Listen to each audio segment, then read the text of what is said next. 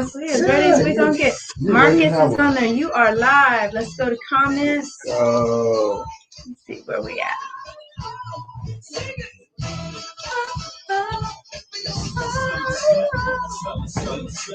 Ooh, that was fast. What you said.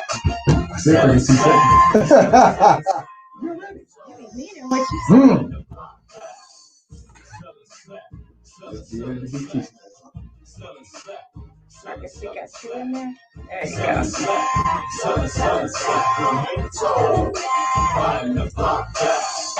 Hey everyone, it is Wednesday. Welcome to Selling Sacramento. You are listening to 97.5 FM KDEE. I am Agent Key, and we are live on Facebook, Selling Sacramento on the radio. We are also on Periscope and YouTube. So if you would like to tune in via social media, those are the platforms in which you can find Selling Sacramento. I am excited about my guest on the show today. We are actually in season 2, everyone. Yes, as of last week was my first show for season 2. We have been on the air now for 1 year, and I'm excited about the direction the show is going. I'm excited about the foundation that's being laid. Our show today is called Controlling Our Narrative, and I put a subtitle, The Next Generation, because my guest today is Mr. Marcus D. Smith.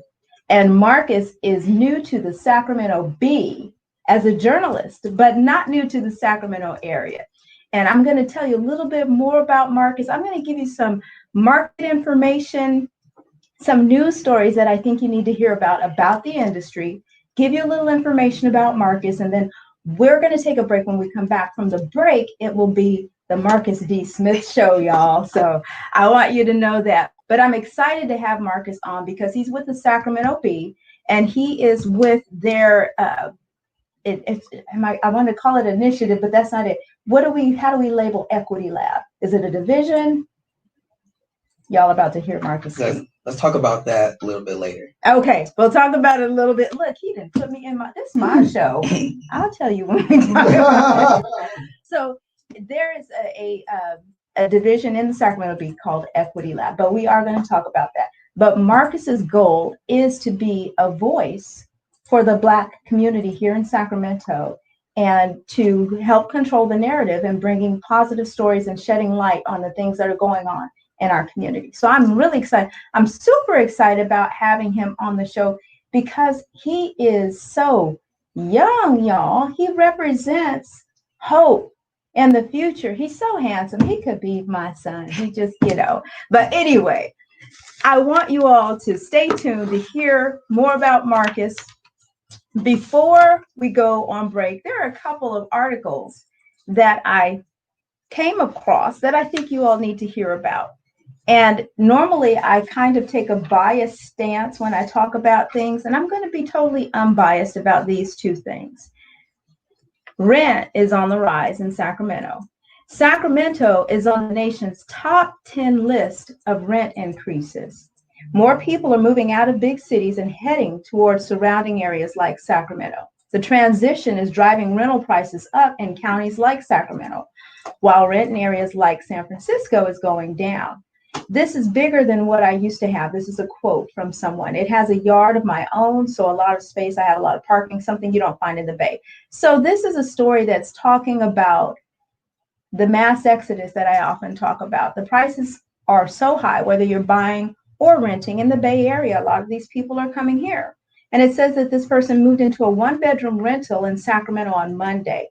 He left the East Bay and he's now paying a third of what he used to spend on rent. A recent report from Realtor.com shows rent is decreasing in California's urban tech hubs. For example, rent for studio apartments in San Francisco dropped 31% compared to last September. Santa Clara, San Mateo, and Alameda counties also made the top 10 decreases for counties across the country. Meanwhile, there's growing demand for housing beyond those major cities. Sacramento ranked number 5 in the nation for rent increases for 1-bedroom units and number 6 for studios. Studio rent prices saw a 16.2% increase from last year, bringing the median rent up to $1,400. And they're quoting someone I know, an agent, Franco Garcia of Garcia Realty, said Sacramento is indeed seeing this exodus from Silicon Valley. And this article, I think, is important because as you live in your own neighborhood, your own area, you're often not aware of anything going on outside of where you live. And it's very important that we understand the economic impact that outside forces are now beginning to have on our city. You want to be in front of these things. You want to be ahead of it so that when it hits, you're prepared. You're not unprepared. And so that's why listening to this show, listening to this station is truly important, especially for the African American community, because we oftentimes get left in the midst of after the storm. We're the ones, we are the community that's left trying to pick up the pieces, trying to rebuild because we weren't prepared. So I'm sharing this information with you because prices are rising. They're not going down. Stop waiting for the market to crash. It may or may not, but don't wait for it to crash. Don't sit around and not do something with yourself, with your talents, with your gifts, thinking that Uncle Sam is going to come along and save us. Time out for waiting for the government to save us. We've got to save ourselves, and we need to do that by becoming financially literate, by educating ourselves on what's going on with the process, with politics and things of that nature, and staying ahead of the curve, making sure that we're doing more than listening to 30-second sound bites of information. The next story says that California unions spend millions on property tax measure while real estate firms counterpunch. I'm going to remain biased on this because this is about me, people like me. So I'm just going to read you the story, stay very unbiased, and let you hear what's going on. Unions and big real estate companies are locked in an expensive fight over proposed changes to California property tax rules, each dropping tens of millions of dollars on ads to persuade voters in the final stretch before Election Day.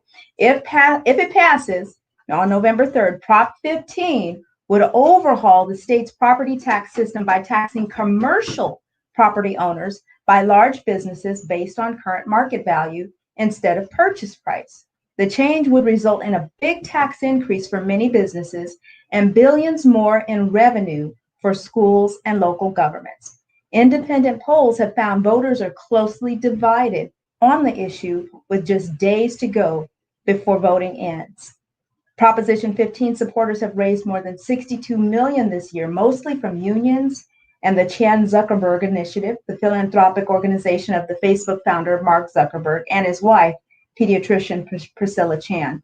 Opponents have raised roughly $69 million, mostly from the California Business Roundtable, which is primarily funded by real estate companies. So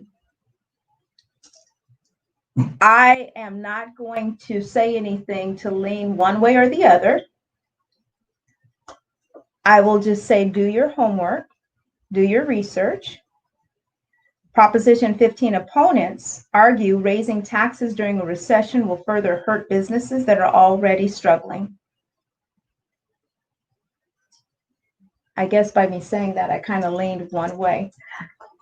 Do your homework. Do your homework.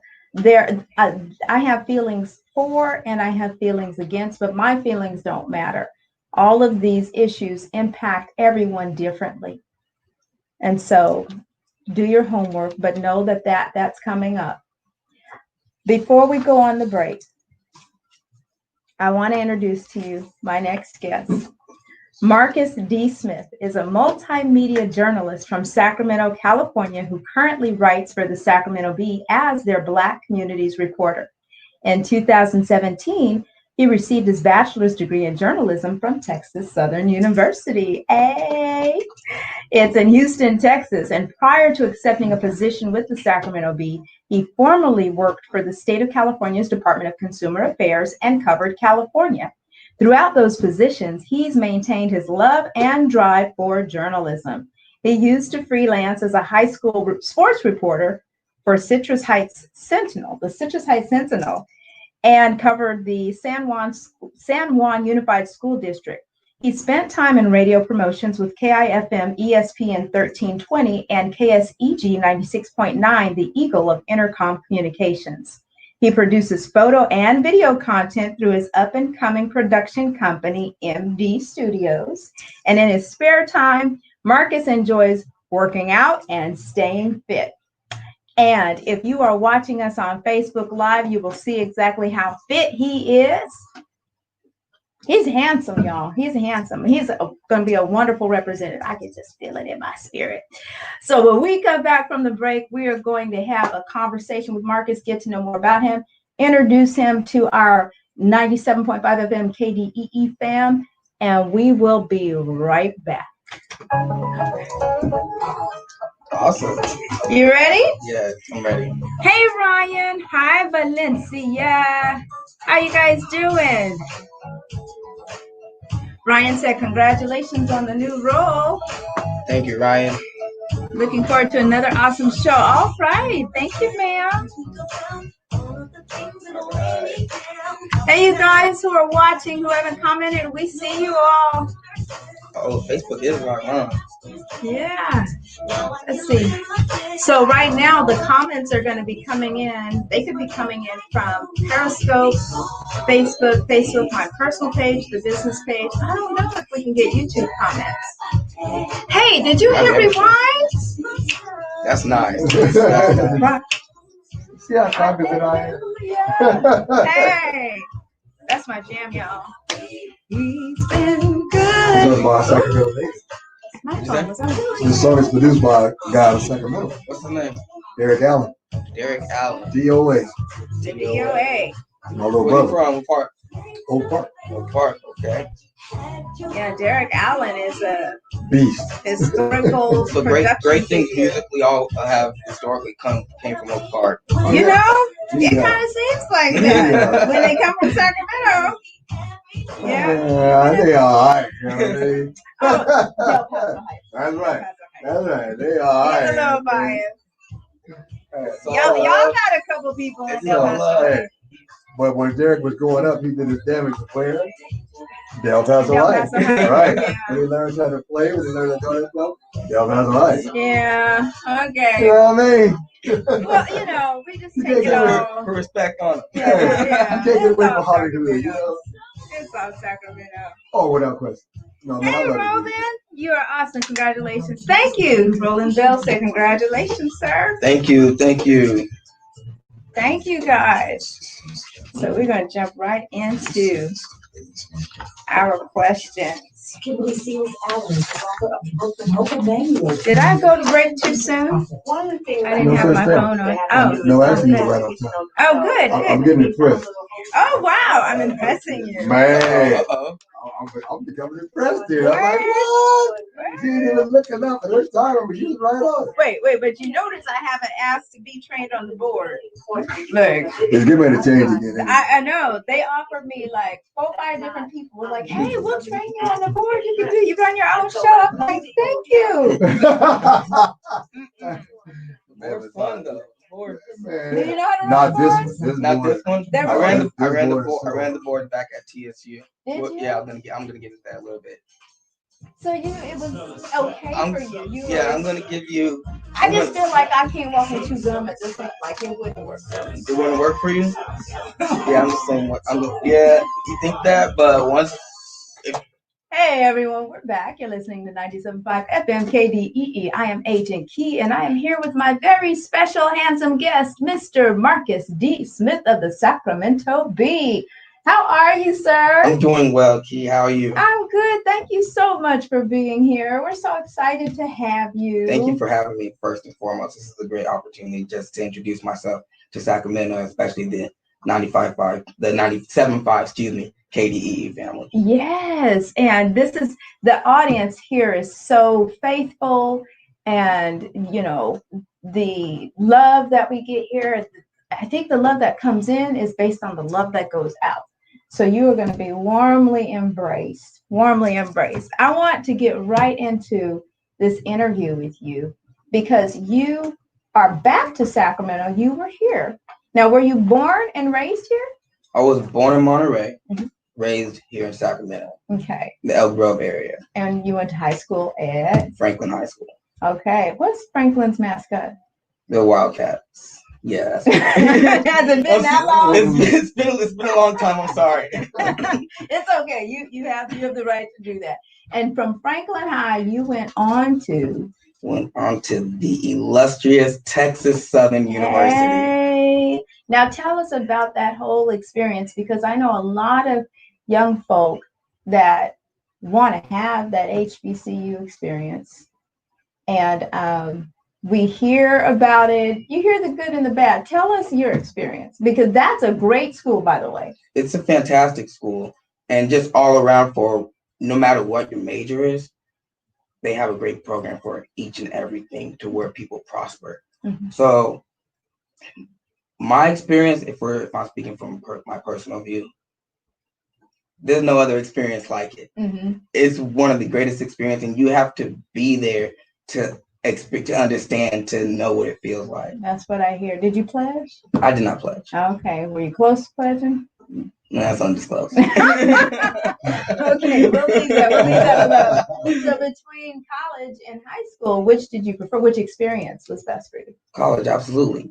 Above and beyond. Above and beyond. I mean, that's not to. Franklin High School was a good school. I mean, it was diverse, it was integrated, and you had specific teachers who would look out for you, and others who just, you're just another number. Yes. So I hope you do great, but if you don't, well, okay. Whereas going to an HBCU and then, of course, college, you actually have, because that's what they told you in high school, like, it's going to be the same. You're going to have professors that don't care about you, X, Y, Z. So going to an HBCU where the professors, they care about you, they're actually looking out for you, not only networking wise, but like academically, like, how are you doing today? Make sure you get your assignment in, and you need to stay after or come early. That's everything. Right. So they're looking beyond just you as a student and looking at you as a person, looking out for your best interest. For your future, really. I mean, I wouldn't be where I am today without my HBCU. Now, I know you don't have another university to compare it to, but do you think that because it was an HBCU that you got that kind of attention? I didn't get that kind of attention at a certain school that I'm not going to name. Okay, we can't be bashing our HBCUs. We're not going to. Everyone. No, I didn't go to HBCU. Oh, okay. Yeah, that's what I meant. We're not gonna bash any schools here. No. But I would say I can't speak from anyone else's point of view. But like I was alluding to, everyone's human. So maybe they're just good, genuine human all there, and that's also great. But I also fundamentally believe that you have to actually want it. I was a hungry individual. Coming out of high school, I knew what I wanted to do. I mean, I wasn't playing basketball. So what was the next thing I wanted to do in life? After playing basketball, I wanted to report. So So I initially went to school for a sports journalism degree. They told me, well, that's just a subsidiary. You have to get a journalism degree. First, yeah. And learn the whole aspect of it. That's a great lead-in, because that was going to be my next question as far as what led you to journalism. So you actually started the path of thinking about journalism once you got to college. Well, or was it before? It was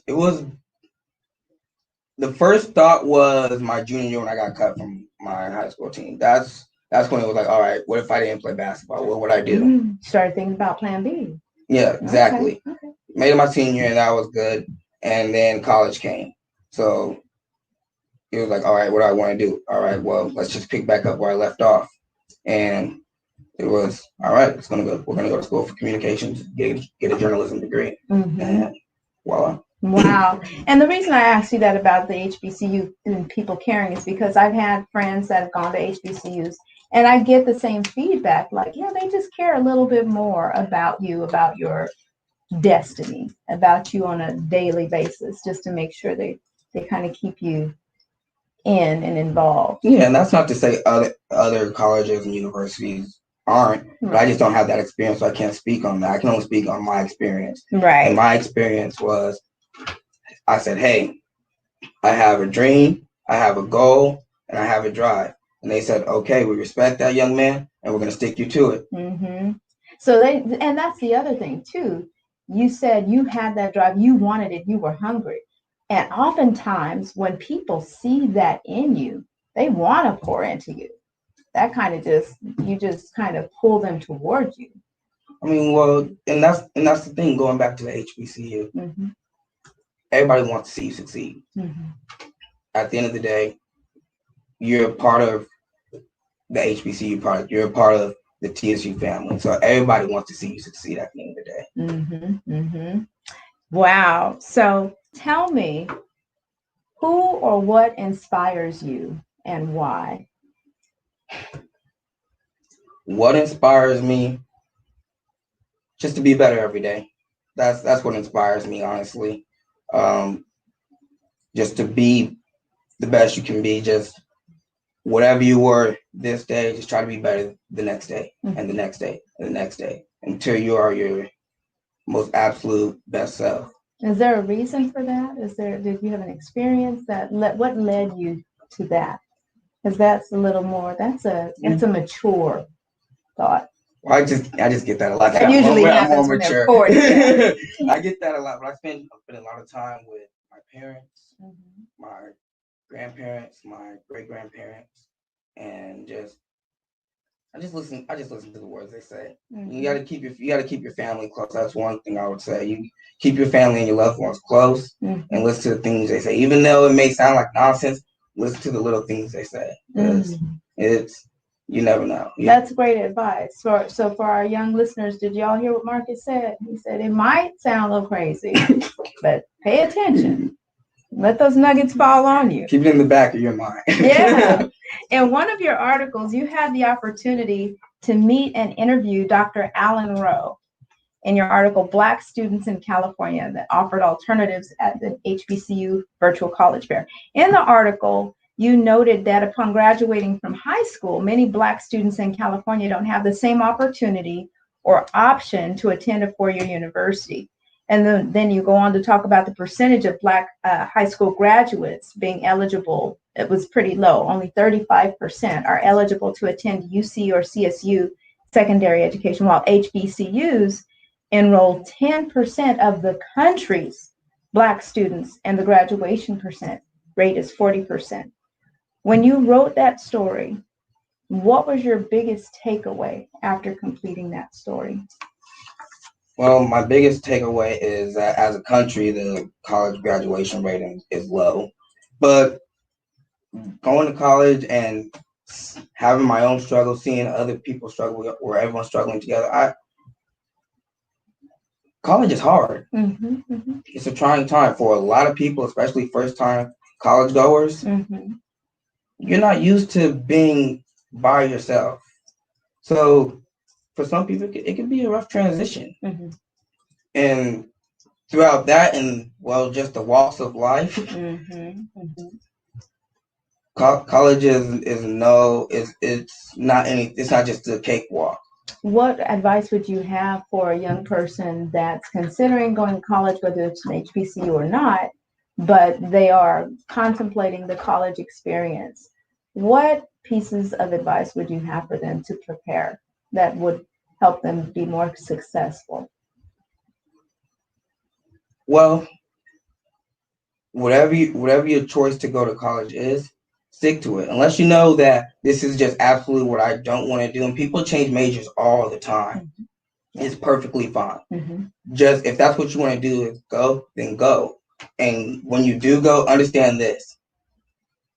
It's not about when you finish. It's a marathon. It's about just finishing. Because once you get that degree, that's what in this world. That's what like solidifies you into the profession and says, all right, we can look at this guy. Right. Having the degree means you can finish something. you have completed it. Whether it's a degree in forestry, at least you finished it. Exactly. Right. And that's when people just want to see consistency. Right. and hard work at the end of the day. Right. I like that you added that it doesn't matter how long it takes. Yeah, absolutely. No. Just that you finish. Yeah, no, there's the graduation rate in the US is 33%. Mm-hmm. And that's for a 4-year rate. Mm-hmm. The 6-year rate is a little bit higher, or actually a lot higher, at 65. Mm-hmm. So 4 years compared to a 6-year or 7 or 8, even 8 years, mm-hmm. It doesn't matter about how long or how short. There's some people that finish it in 3.5 years. Some people 2.5. Right. Yeah. But it's just really matters about finishing it. Right. And that's when it's all said and done. When it's all said and done. Exactly. Did you finish? Exactly. You wrote another article, Sacramento's Black Wall Street. I really love this because I never thought about the Florin Road Marketplace being Sacramento's Black Wall Street. I love that title and I love that idea. We know that Tulsa's historic Greenwood district was the community that coined the phrase Black Wall Street. Black Wall Street in Tulsa, Oklahoma, where in the early 20th century, African Americans had created a self-sufficient, prosperous business district. The term Black Wall Street was used until the Tulsa race riot of 1921. How do you draw the correlation between the Greenwood district and the marketplace of Black-owned businesses off Florin Road? Okay, so if we just kind of divulge into history a little bit, you have Greenwood, which its components are Black businesses. Black business owners are coming together, saying, "Hey, my business can help your business can help his business, et cetera, et cetera." And so, just that aspect alone, before the riot, before the massacre happened, you have Black progress. Yeah. At an early stage in America. You got the Black dollar circulating in the community. Exactly, circulating into over our own. And over. Mm-hmm. And then once what happened, the damages ended up being $1.5 million, mm-hmm. $1.5 million. Mm-hmm. And you can do the math on your own, everybody at home. You can do the math on your own and how much that translates into today's money. Yeah.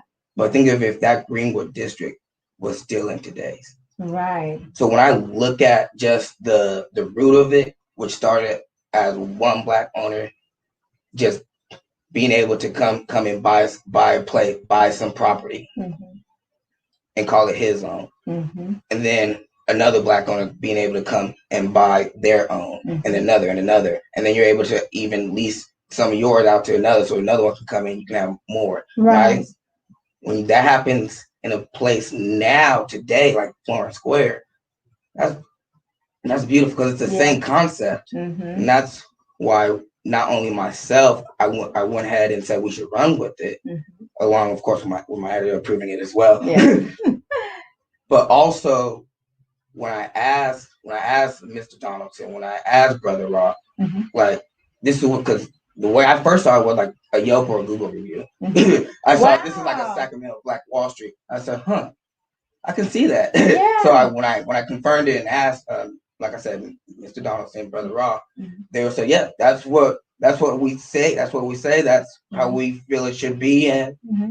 and I was like, I see that. Yeah, it makes sense. So and Mr. Donaldson owns the entire complex. Yeah, Mr. Donaldson owns Florin Square. Mm-hmm. Brother Raw is the one who puts on the African Marketplace every first and third Saturday mm-hmm. of each month. They take my whole paycheck. Oh my goodness. As a matter of fact, if you're watching on Facebook Live, I'm wearing these beautiful, exquisite earrings by Sister Cleo Cartel. If y'all visit her shop, she got soaps and things. I think she took half my paycheck. But it's an amazing place. It's an amazing place to go. And I was just there a few weeks ago. They had the Soul Food Fest. Mm-hmm. And I felt safe there because when you arrived, everything was on point. There were lines where people were separated, waiting. You're waiting in line to actually sign a disclosure saying, you're not sick, you don't have COVID, but they even took your temperature before you even walked into the area where everything was going on, gave you a face mask if you didn't have one, because you had to have a face mask to get in. And so they were doing the right things, checking everyone. And then you get in there and you kind of feel like, oh my gosh, people, because you hadn't been around people in so long. But it was really a nice and very well put on event. And so I appreciate that about the marketplace, about Florence Square, that when you go there, it's not ganky. It really is. And it just seems like it's getting better and better. Have you been out there lately? I went there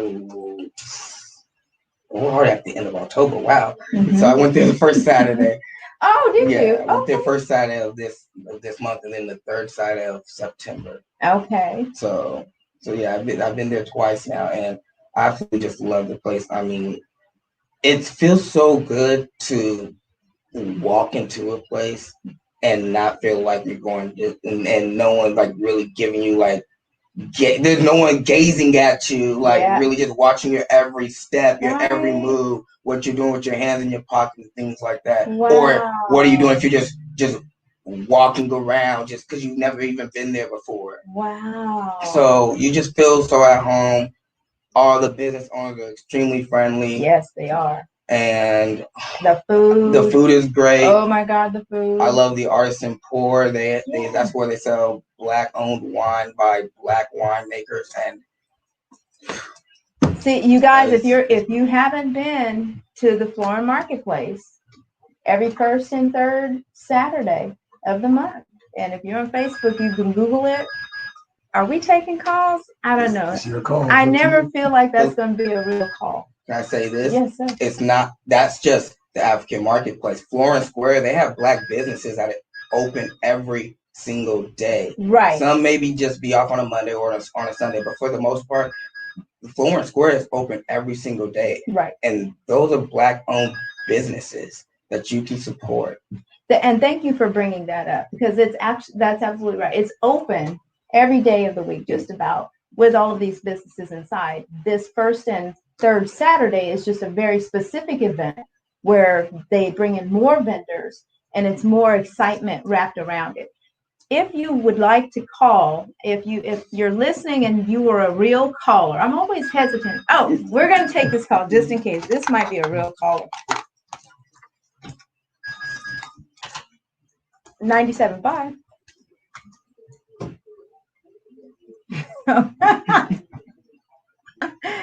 Hey, Louie.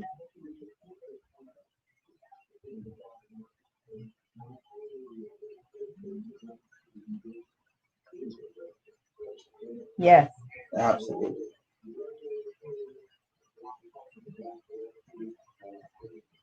Yeah.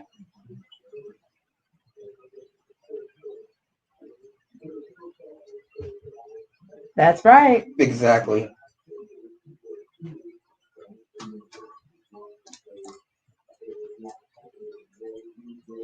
Right.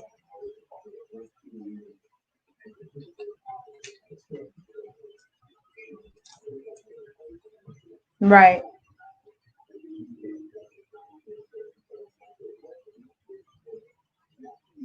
Yeah. Right. That's right. That is right.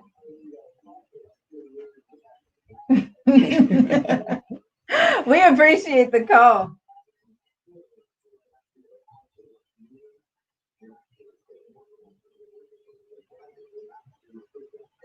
Mm-hmm. Mm-hmm. Yes.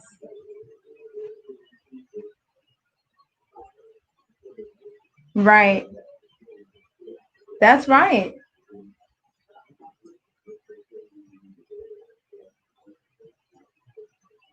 Thank you. Thank you, Louie. I appreciate that call. Thank you so much. And I'm just going to reiterate his call to our people who are watching on social media. He called in to basically say, hey, yeah, not only is the Sacramento marketplace, the African American marketplace, a good place to be, but it's where love is thriving. You feel welcome. He backed up everything that Marcus was saying. And he is also someone that shops there, and he has friends that do business there. He said something that I wanted to piggyback on, and I lost my train of thought with it, but it's going to come back to me. But being down there and feeling the energy that you feel, like he said, when he brought people down to the marketplace, it was an experience, that something they had not felt before. You immediately get that. Exactly. It's not like walking through a flea market. There's like some energy going on that's like, wait a minute, what is this? And like you said, you don't feel like you got somebody breathing down your neck, trying to follow you. You feel the love, and people are happy to see you. They're glad that you're there. They're glad that you're shopping with them, not just because you're giving them money, of course, but because it's good to see our people out having a good time, enjoying themselves. Mm-hmm. And of course, when we do spend the dollars, that happens with everyone who goes out, we're spending it back within our community and going ahead and really trying to circulate that Black dollar. Right. And if you're spending your dollar with those businesses, you're helping them provide for their families. You're helping them pay their bills and take care of their children and send them to college, to an HBCU in the future. You know, he said something else about the dollar circulating. What did he say? Oh, shoot. I lost my train of thought again. Getting excited. It'll come back up. But the whole idea of controlling the narrative, which is the name of the show, controlling our narrative, and what happens when you actually get there versus what we hear about us in papers where you're not writing stories or on shows where they're trying to portray what Black, being African American or being Black is. We are now in a position now to control our own narrative. What are your thoughts about that? What are your thoughts about this position that you've taken? Well, that's exactly what, and this is why I said we'll talk about it later, because I knew we would. Here it is. Is this later? This is later. Okay, all right. That's exactly what the equity love is. We're really focusing on communities, on to talk about things that haven't been really discussed before, and really change the narrative as how they're perceived in the media. Mm-hmm. So starting with the Black community, that's why when I saw it, going back to our previous conversation earlier, when I saw that it was available when I saw the job had an opening on Google, I was like, I need to apply for this right now. I need to apply for this right now. And thank you, by the grace of God, that you got it. I got it. And what does having this job mean to you?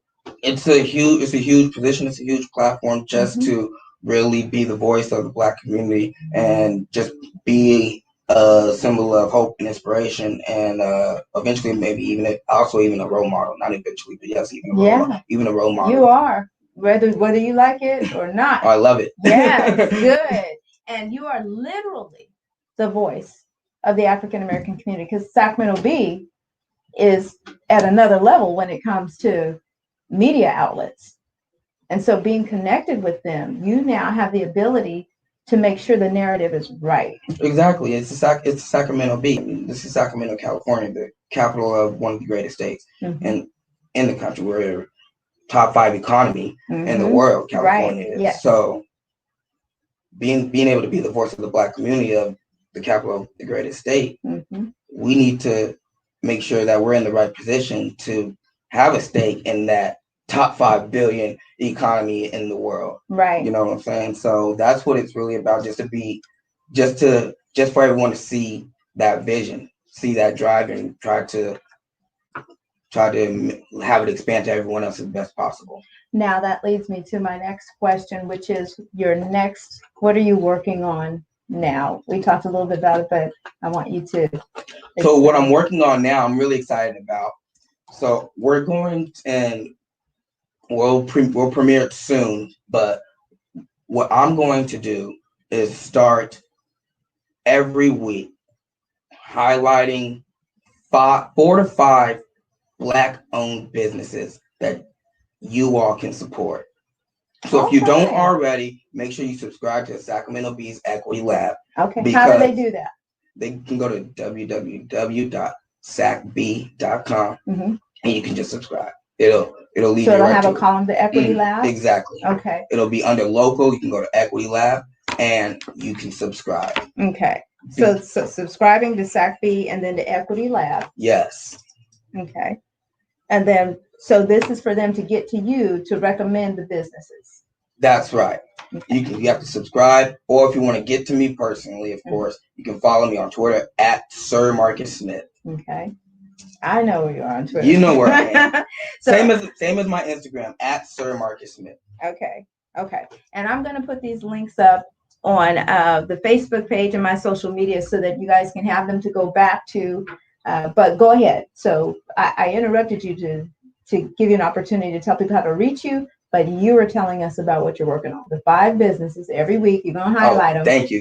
Yes, thank you. I get so excited about it. Sometimes I forget. So 4 to 5 businesses, Black-owned businesses, we're going to highlight every week, whether it be this week, restaurants, the next week, barbers and hairstylists, next week, law firms, next week, computer technicians, just each and everything in Sacramento. And if I can't find them in Sacramento, the Sacramento region. Mm-hmm. So that way we can find ways to continue keeping the Black dollar and doing business with Black people, awesome. With our people. That's amazing. That's very good. That's a wonderful way, a very powerful way to use your position.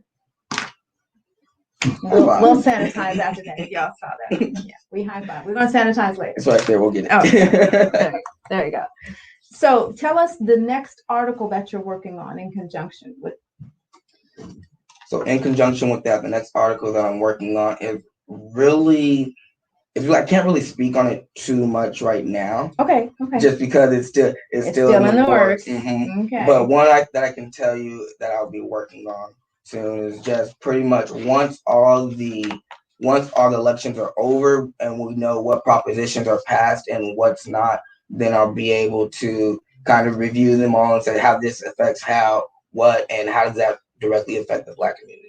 Okay. And things of that nature. So okay, good stuff cooking up. Yes, and I was getting ready to go into something else. I peeked over at the time. I felt it in my spirit. I see my engineer clapping. So we all know what that means. It's time to take a break. You've been listening to 97.5 FM. We will be right back after the break, y'all. Time going by so fast. It is. I'm looking like, oh my god. Does a fan come on your laptop every now and then?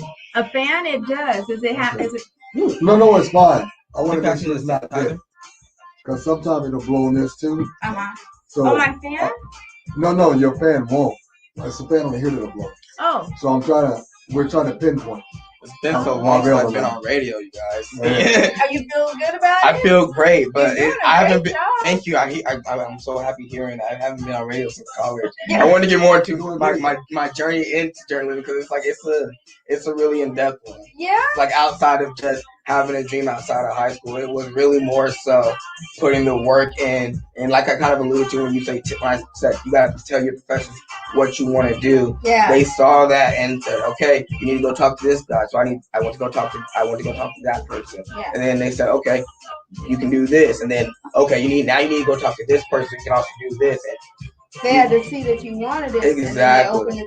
So we need to talk about that when we come back to break. Okay, we can talk about that. Yes. Let's say hey to everybody. How much time do we have? Letitia, we have, when we come back from the break, we'll have about maybe 8 to 10. That'll be enough time. Okay. Hey, Letitia.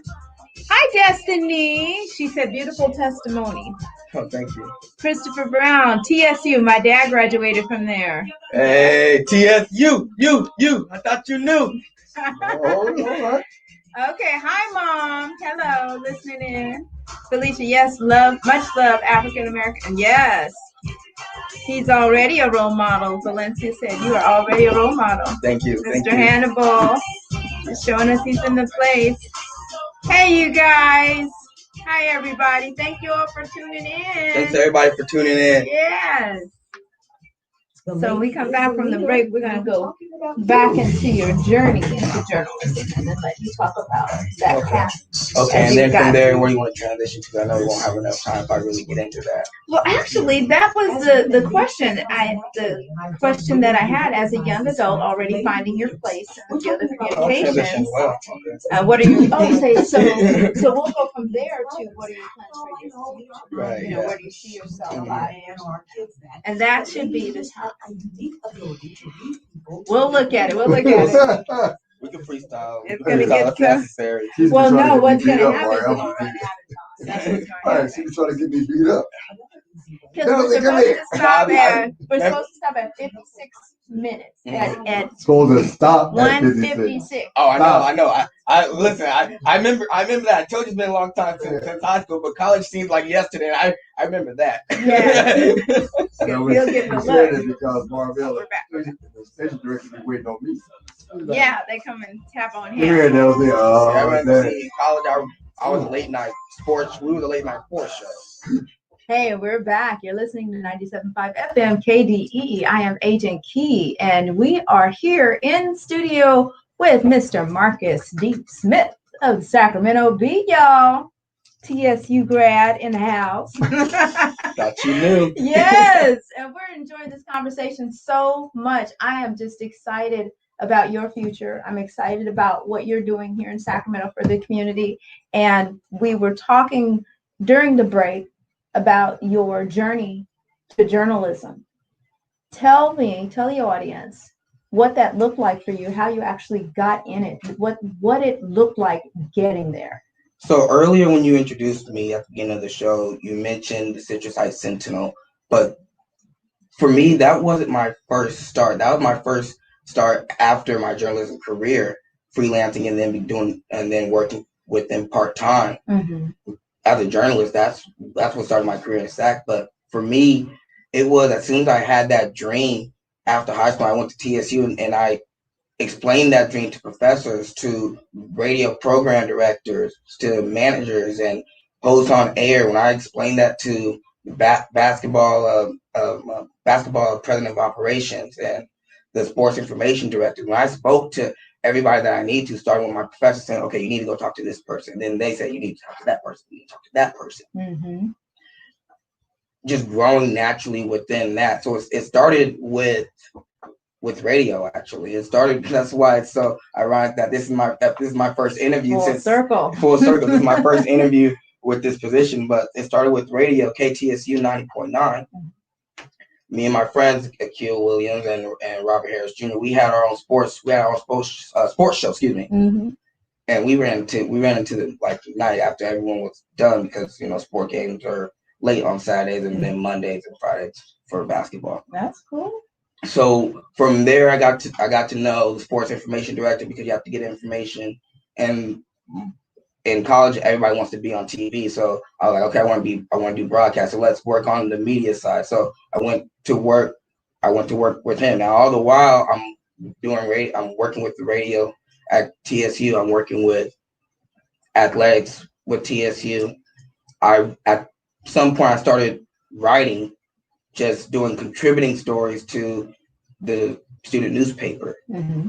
And then from there, just hard work and dedication. Mm-hmm. And consistency more than anything. Mm-hmm. So you'd be the perfect person for the editor-in-chief position. Wow. So just because your consistency and seeing you there, mm-hmm. And that's what we mean by consistency. When you're consistent at something, people become accustomed to seeing you there. Then you become, in their mind, mentally reliable.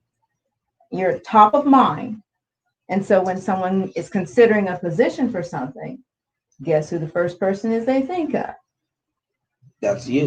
In this case, it's myself. Yeah. And I would say once you've been doing that and building on that mm-hmm. for the last 4 years, it becomes who you are.